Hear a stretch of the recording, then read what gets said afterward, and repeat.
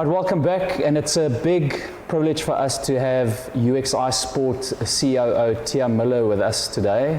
I met Thea probably 6 years ago when I was still Western Province Rugby, and I remember she was talking about this brainchild of UXi Sport to get a series or a collection of rugby academies off the ground. And knowing what I knew back then about the sports landscape, I thought, there's no way, good luck, it's going to be an uphill battle. And hardly 3 years later, you had a whole country full of rugby institutes across different rugby unions.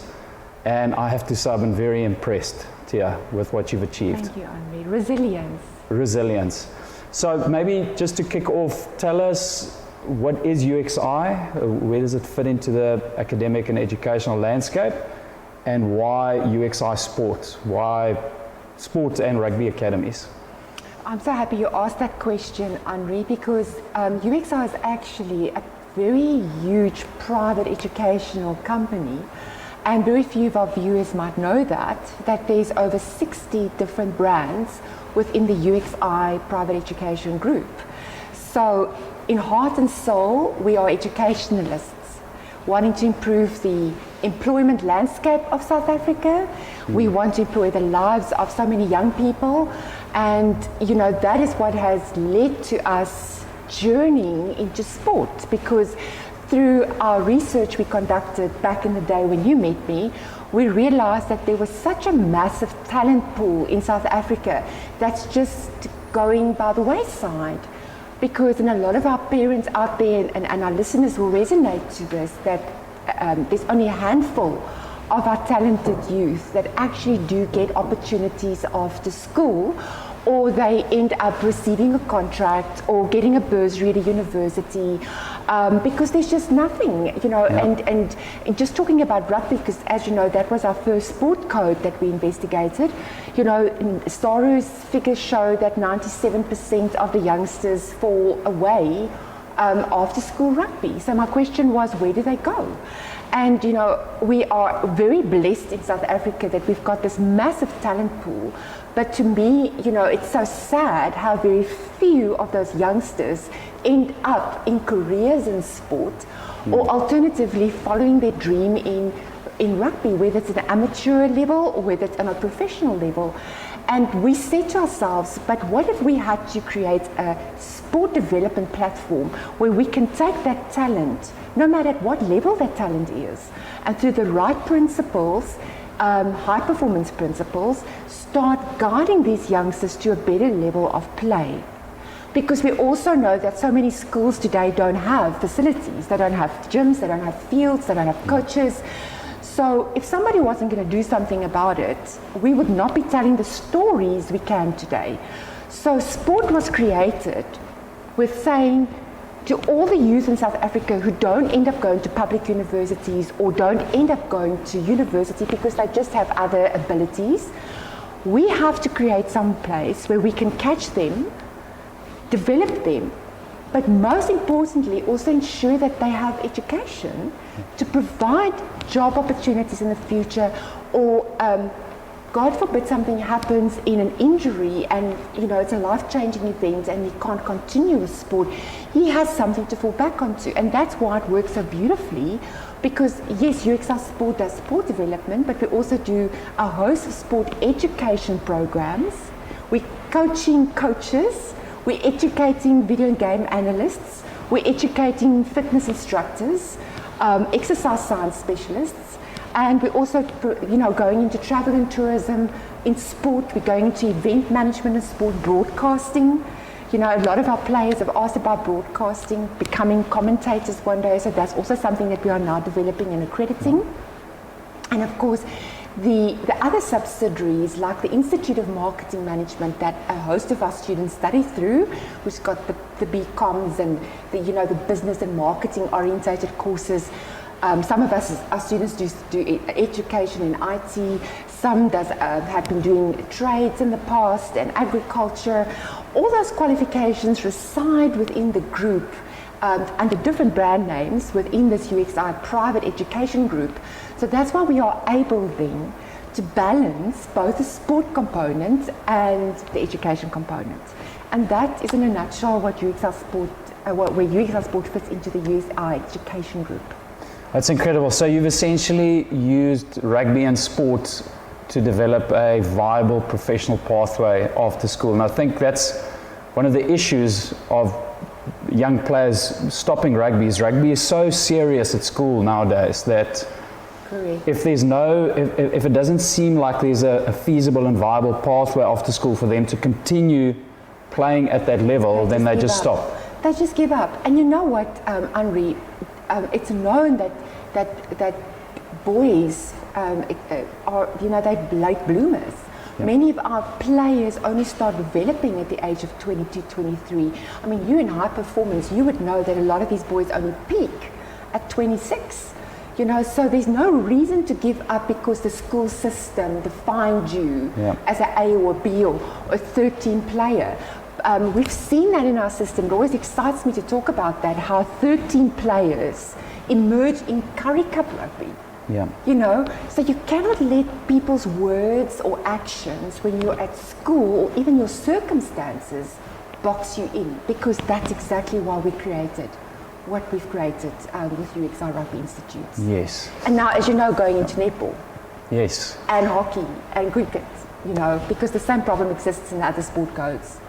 Oh, that's incredible. And tell us a bit about what a player can expect from day-to-day life at one of the UXi institutes when they're sitting there making the decisions and they choose an academic course, they choose an institute. What does their year look like? What does their month look like? What does their day look like as a rugby student? Andri, I think, to be honest with you, it is a wake-up call for a lot of our players because it's so different to school. It's a complete opposite role or reversed schedule to what many of our players are accustomed to at school. Or remember, some of our players had not even had that at school, where they were accustomed to 2 or 3 sessions per week in training or gym sessions. So I think it's a bit, in my personal opinion, and I've journeyed in this now for 7 years, I know it's a bit of a wake-up call, and it's often a shock in the first 3 months, like, oh, this is too much, especially now where the boys have to make decisions about what they want to study. Am I going to cope? Wow, I never knew I'm going to be running around on a field for 2 hours, often 3 hours if you take club rugby into consideration, plus an hour and a half in a gym session, and I have to study. So I think the expectation is different to when they arrive here, because they suddenly realize there's a lot of components they need to balance. And our role as facilitators and institute staff is to help them balance that. But we can help them balance it as much as we want to, but discipline in yourself is going to most probably be the most important thing you need to cultivate, to be able to discipline all these components, because it's about time management, which a lot of our players need to learn. And they get better at it. I often see in our programs that some of the players only start getting it sort of towards the 3rd term of the year. And I hope it's not too late by then for some of the academic results. But that becomes something that a lot of them only become accustomed to sort of through the 3/4 of the year, realizing, and hang on, I have to make some sacrifices because I have to decide now, am I going to go out with my friends tonight? Or am I going to dedicate that time to my assignments or to my study work? And that's difficult for a youngster that suddenly comes away from home. He's never been away from home for a long time. I'm not talking about our hostel kids, because the kids that were in hostel at school have got a bit of advantage. They're used to it. But for students who often come from environments where, they've been at home all their life, suddenly there's not a mother or a father that stands behind them and say, did you do your homework? Did you do this? Did you do that? Did you pack this? Did you pack that? So I think that becomes very hard that is very hard for many of our players in the first 3 months. And I think I didn't this year have the opportunity to actually ask or have a discussion with our mothers, and maybe you'll ask that question later. But that is the biggest role that I believe our parents have at home, is to help us discipline and cultivate that discipline. You know, so from that perspective, Andri, I think it's tough, and they only will get into the rhythm if they are disciplined to it. It's not the coach's fault. Our schedules are pretty set in stone. They know when what happens. We try and keep it as consistent as we can, unless there's something like a rainy day that prohibits us from going to a field or something unexpected. But you can plan well and use that time over a weekend that you have to your disposal. When you're sitting on a bus, use the time on the bus to read your work or listen to a recording of your Wednesday lectures or whatever. It's about wise time planning and time consumption. And I think that's the biggest challenge of what it lies ahead for our players in the next few months to come. So Thea, you're a businesswoman, but you are also a mother of older kids. Yes. And latching onto what you just said now, if you could go back, what would you teach yourself to teach to your kids? What skills, mindset?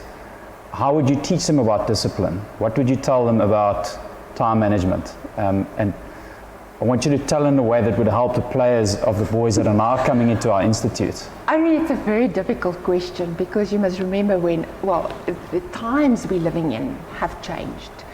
And although I personally believe that there's a lot of things in how you are a parent should not change because times have changed, I believe there's certain principles that, irrespective of the life we are living now and the kind of life our kids have become accustomed to now, with technology and the pressure and peer pressure and social media, that makes being a parent in today's age very, very challenging.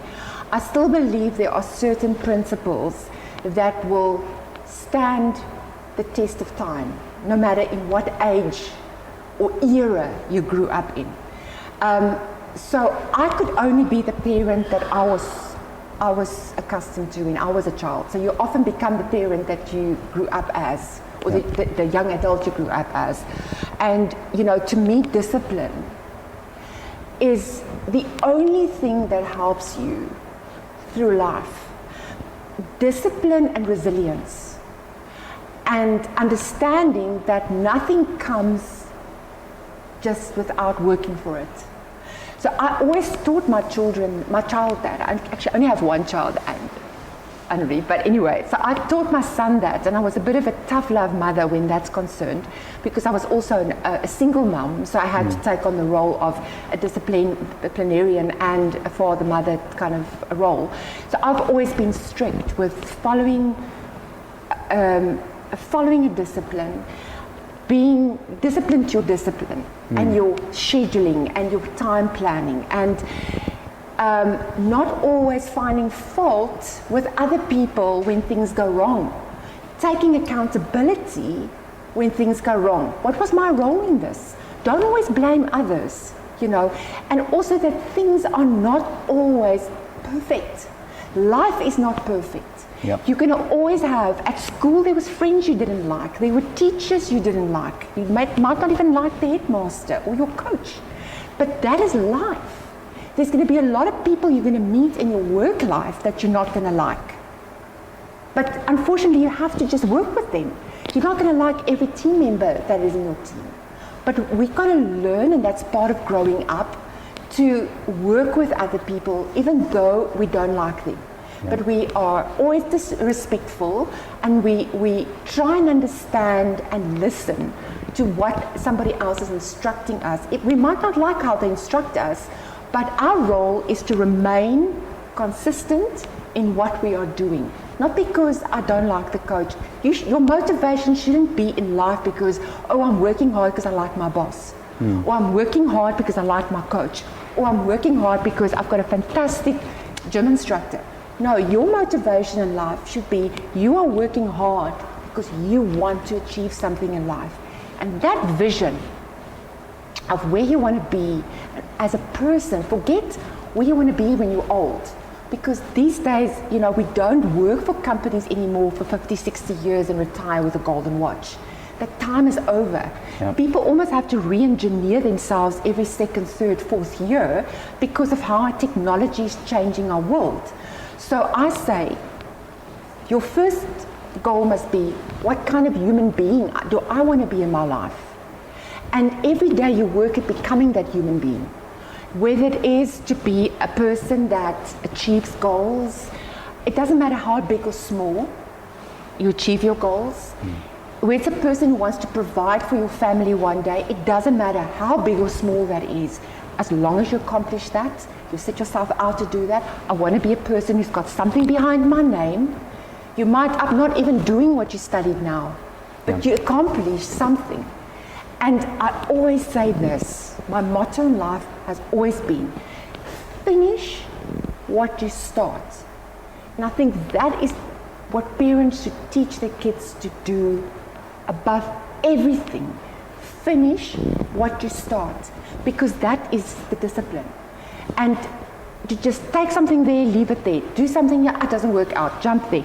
It's going to be a pattern that's going to keep on repeating itself until you realize that you need to finish what you start. It doesn't matter if you're not going to use it now. I don't like what I'm studying, Mom. Oh, I hate this. You know, finish what you started. Later in your life, when you look back, you think, oh, I'm so happy I did that. I'm so happy I studied that because suddenly I need it. Yeah. So finish what you start. Even though you might not become a super rugby player, finish the race. Finish the race the best you can. And that's what I would say to any young person today if I was their mother. I love how you didn't mention a single rugby outcome in the talk now. It was all life principles. Yes. And that is very much part of what we want to establish in the UXi Institute culture. Tell us a bit, what is UXi doing this year to make sure that we entrench that in the culture of high performance, and how do we provide that feedback to the parents?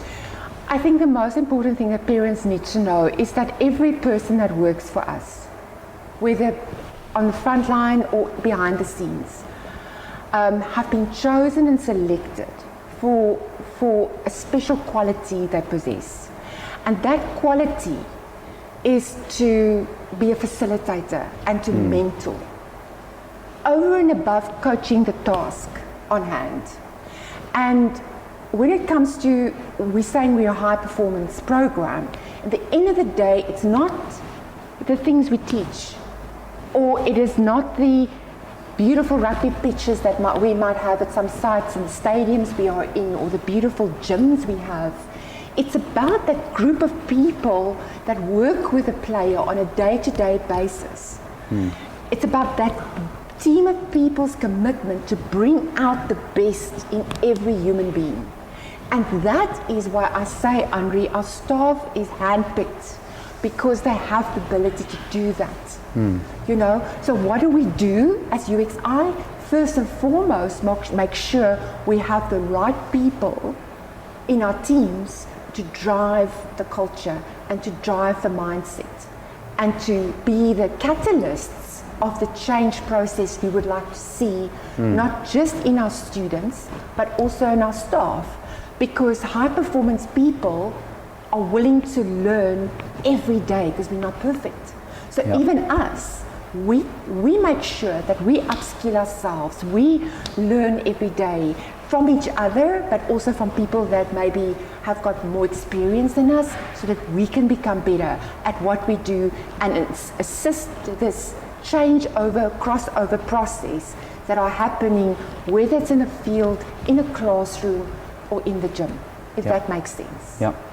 And we've been through a whole process over the last few months, and the big cultural drivers that we decided on that we want to entrench in the players is firstly to always be on time and be prepared. Or we as UXi players staff, we're always on time and prepared. We do what we need to, not what we want to, which alludes to discipline. Exactly. And then we are always representing the UXi brand. Correct. So there's not a single rugby outcome there, but those principles, we'll call it values, will determine how well you do as a rugby player. It will determine your rugby outcomes. So you might have, and this is more sort of a message to parents. You might have a son who's not making a team or is not performing on the field, and it might be because he's not living up to those 3 standards. How do we help players get through that? Because we want to build a relationship with parents.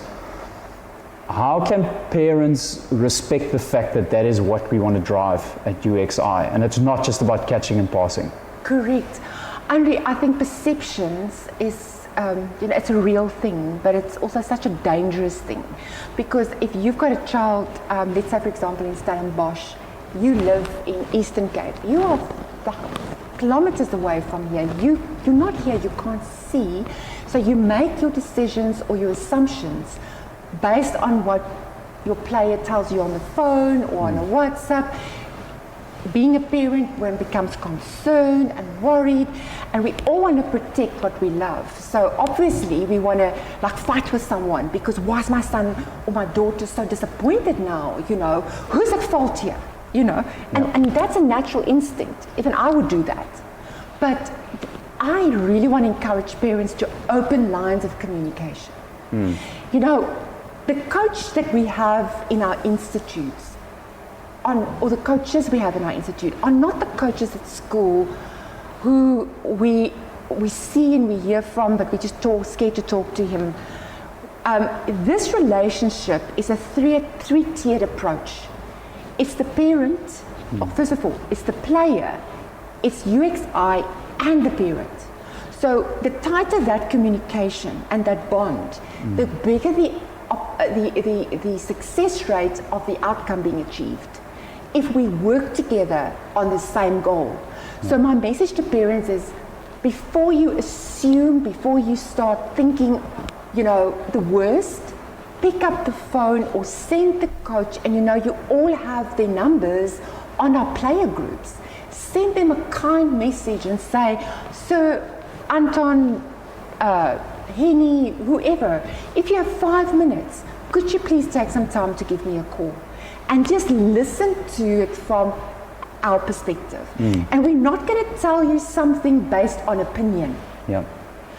Andri, that is something that I've always said to you back in the day when you thought I was a bit of crazy to start this whole rugby institute thing. Not crazy, just determined. Determined. I said we don't want to build another platform where we discriminate against which parent has got the nicest looking car in the parking lot and which parent is giving us donations. We are fair as much as we can based on what? Facts. Facts that we get from where? Attendance registers, as much as they are painful to complete. Logging RPEs daily, we always fight about those things. We do roll call at literally every activity point in our schedule.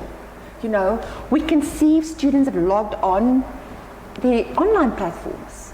We can see it. We get a report from our education providers to say, well, this child has not, or this student hasn't logged in once since he's been registered.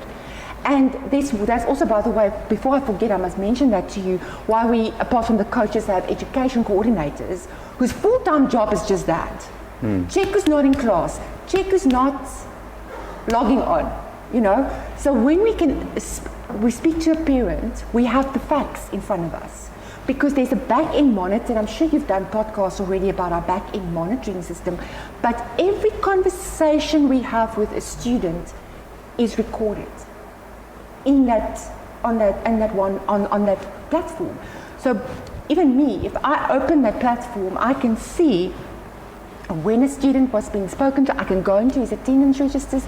I can see. So if a parent has that insight, or even the insight of his injury or his rehabilitation, remember we log that as well, Andri. We log the rehabilitation of injured players. That's logged every single day. So we can tell a parent, but this is the exact reason. Or, we're going to use him later in the week, maybe in a game that we want to spare him for, or whatever the case might be. But things are not always what they seem. And whether it's in accommodation, or whether it's in education, or Andri being selected for a team or not, my advice to parents is pick up the phone and open the communication channels. Please don't sit at home and stress and think the worst. Yeah. Ask. We've got eyes everywhere. We can tell you, and we are here to be happy and celebrate with every parent at the end of this year when we graduate or when we finish our education programs. We're not here to work against parents, we're here to work with parents, but we need the parents to work with us as well. And we want the player to develop the communication skills. So. Oh, yeah, wait. Sorry if I interrupt you there, No. Andri, but that's important to me. Parents, this is the one thing I always say, to parents. And this year I wasn't blessed to actually be able to be at all the orientations. So I always have this session with the moms because I'm also the mother of a boy, so I get this. Especially if it's the son that goes home, that leaves home first. Mothers are very protective over their sons, and it's a beautiful thing because, you know, we just have special relationships with our sons. But mothers must also realize that their boys have to grow up as men, and sometimes it's going to require being tough. Yeah. And somewhere boys have to start growing up. Take responsibility and accountability. When you're not feeling well, message your coach. Go to your coach. Say, Coach, I'm not feeling well. I am really not in a good place today. Then we know and we can manage it. Teach him to grow up and go to it. We're not going to bite his head off. We're not going to intimidate them. In fact, we love hearing from our students. We get worried when we don't. Yeah. You know, even if it's like a tummy ache at 2 o'clock, 3 o'clock in the morning, we've got staff living in some of the accommodation premises that actually take students to hospital at 2, 3 o'clock in the morning. But we cannot solve a problem if we don't know about it. But we would love our parents to start helping us to coach the kids to go to the coach, speak to the coach. You know, this is not school anymore. We are now teaching them to become adults in an adult world. And somewhere our parents also have to express that to their children, and that will make our lives easier on institute level when students start taking accountability for absenteeism or not feeling well, and teach them to communicate. Because I want to tell the moms, you can't phone their bosses one day and tell them they're not going to be at work because he's sneezing or he's got a stomach ache. You know, I'm a boss myself. I would lose it. You can do it, but your son's probably going to lose his job. You know, you're not making life easier for your son by phoning his boss and saying, you know, he's not going to be there today. We obviously understand when a player can't talk for himself. Yeah. Maybe he's in hospital, or maybe there was some other event, you know. It does happen, but please, in the majority of the cases, we ask students' parents to please encourage them to grow up. You know, I know they've been struggling with washing machines. I know they've been struggling to cook their own food. But it's all part of building character, Andri. Yeah. So the best thing you can do for helping a player develop responsibility and accountability is make them the communication channel. And if they struggle with it and the info is not coming through, then the parent can contact the program manager, where the truth will always come out. So it's probably best for the player to learn how to handle the info first. True, and you know what? There's no such thing as too much communication. If there's something, an event that's happened at home that could potentially affect a student psychologically, emotionally, you know, we don't always have that detail. It helps us to understand as well, because parents need to also understand that if a student is depressed, if a student is unhappy, for whatever reason, there's something that weighs heavily on him, it will affect his performance. You know, mind, body, soul, spirit connection, you know, these things all work together. So we want to know if there's something that we should know about, that we can understand the player better. You know, that is also something I encourage parents to share with us, to also assist our coaches to be understanding. Yeah. Thea, any last messages for the parents, especially the moms? The moms, I want to say, I know it's not easy. I know it's difficult to let your children go, But at some point in life, they need to start living and finding their way.